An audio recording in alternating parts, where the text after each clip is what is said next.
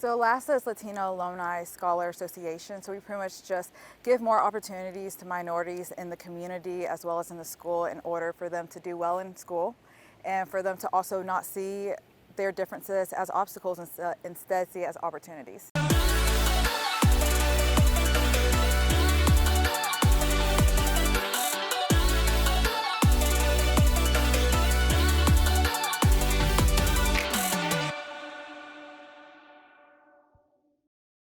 We're here with Sam Silva-Nash, who goes by Sam, in front of the Walton College of Business on homecoming weekend at the University of Arkansas. Sam has interned at Academy Sports, at FedEx.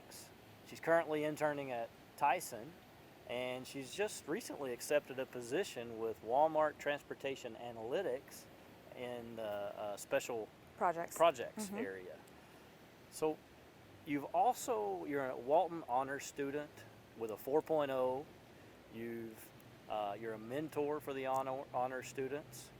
You are a founder of LASA. What is that? So LASA is Latino Alumni Scholar Association, so we pretty much just give more opportunities to minorities in the community as well as in the school in order for them to do well in school and for them to also not see their differences as obstacles and instead see it as opportunities. Okay, that's great. And you're in so many other things on your resume that I don't have time to go through today, but very impressive in all that you've achieved in your 4 years here.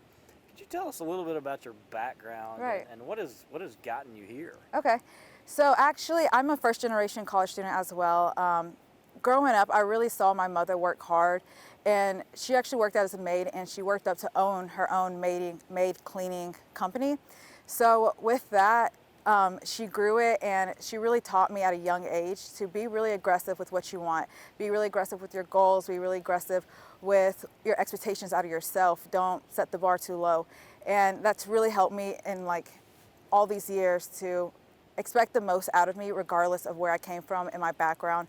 I also came from in high school that only 2 other kids came with me up here, and pretty much it's not known to be the best, but I have been taught from a young age, like I said, to go ahead and not base myself off of my peers, but base myself off of my maximum potential. So Sam, could you go back maybe to your FedEx experience and tell us some about what you did there?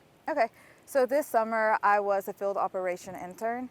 So what I did is I looked at reports of packages that were delivered short, damaged, or over, and pretty much through data analytics as well as through regressions, we really looked on opportunities to decrease that number for them. Oh, very interesting. And so then now you're at Tyson as Transportation Analytics. Transportation Analytics. Okay, so what are you doing there now? So with Transportation Analytics, I'm part of the distribution analytics team, and we pretty much build tools, we build reports in order to help Tyson's transportation team to lower either costs, effort, labor, or any other KPI that they think could be affected. Very interesting. So thinking about all of these interns, really, how did you go about preparing for those? Okay, so whenever I went to class from very first year, I went ahead and understood that these classes, I will be utilizing them down the road. So I can't tell you how many times in FedEx Freight I pulled up my transportation and distribution class PowerPoint slides just to know what they're talking about. The jargon is so different, and that really gave me a brief overview. Even for courses that doesn't seem related. Freshman year, I would never think that business analytics, I would be using their stuff, but I did for the regression in FedEx. So it really is important to know that you will be using it and you'll also learn it much better.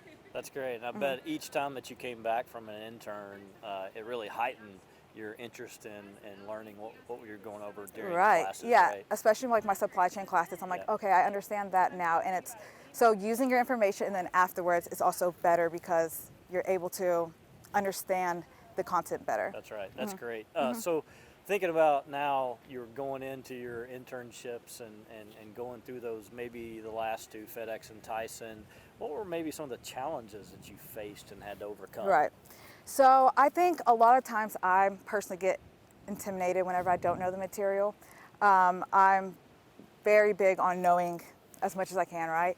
So once I'm able to pretty much understand that employers aren't really looking at the content I know right now, they're looking at how am I able to digest what they teach me and then apply it, as well as putting my own twist on it and applying it in ways that only I could because I have my past knowledge too.